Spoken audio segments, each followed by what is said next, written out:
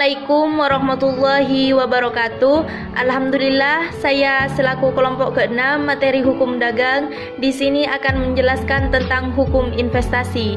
Nah, pada pembahasan pertama kita akan awali dengan pengertian dari investasi.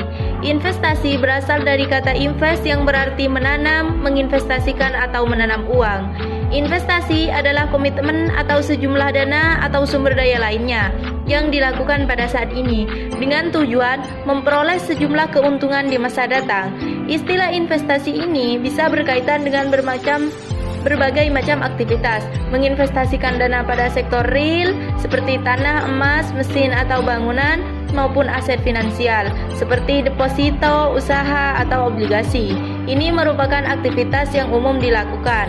Nah, pada pasal 1 Undang-Undang Nomor 25 Tahun 2007 tentang penanaman modal menyebutkan bahwa penanaman modal adalah segala bentuk kegiatan penanaman modal, baik oleh penanaman modal dalam negeri maupun penanaman modal asing untuk melakukan usaha di wilayah negara Indonesia. Nah, berbagai dari definisi ini dapat ditarik unsur terpenting dari kegiatan investasi atau penanaman modal, yaitu yang pertama, adanya motif untuk meningkatkan atau setidak-tidaknya untuk mempertahankan modal. Kemudian yang kedua, bahwa modal tersebut tidak hanya mencakup hal-hal yang bersifat kasat mata dan dapat diraba, tetapi juga mencakup sesuatu yang bersifat tidak kasat mata dan tidak dapat diraba. Yang terakhir itu ada investasi asing atau PMA dan investasi domestik atau PMDN. Investasi asing yang bersumber dari pembiayaan luar negeri, sedangkan investasi domestik ini adalah investasi yang bersumber dari pembiayaan dalam negeri. Investasi ini digunakan untuk membangun usaha yang terbuka untuk investasi dan tujuannya untuk memperoleh keuntungan. Nah, setiap usaha penanaman modal itu harus diarahkan kepada kesejahteraan masyarakat. Artinya apa? Artinya dengan adanya investasi ini yang ditanamkan para investor dapat meningkatkan kualitas masyarakat Indonesia. Dan pembahasan kedua yaitu tentang dasar hukum dari investasi. Nah, dasar hukum dari investasi ini memang sudah dijelaskan di dalam Al-Quran, surat Al-Baqarah ayat 261, surat An-Nisa ayat 9, surat Yusuf ayat 47, surat Al-Hasyr ayat 18, dan juga Al-Luqman ayat 34. Selain itu juga ada dalam hadis Nabi dan Undang-Undang Nomor 25 Tahun 2007. Nah, pembahasan yang ketiga yaitu tentang sejarah perkembangan penanaman modal.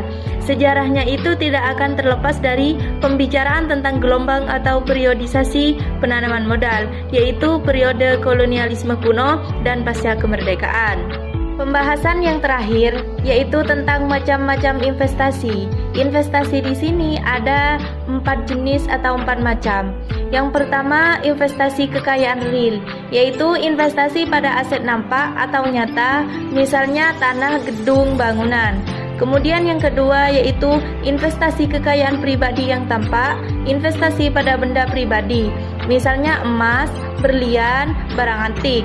Kemudian ketiga yaitu investasi keuangan, bisa investasi surat berharga seperti deposito, saham, obligasi. Kemudian yang terakhir itu investasi komoditas, investasi pada komoditas barang seperti kopi dan juga kelapa sawit.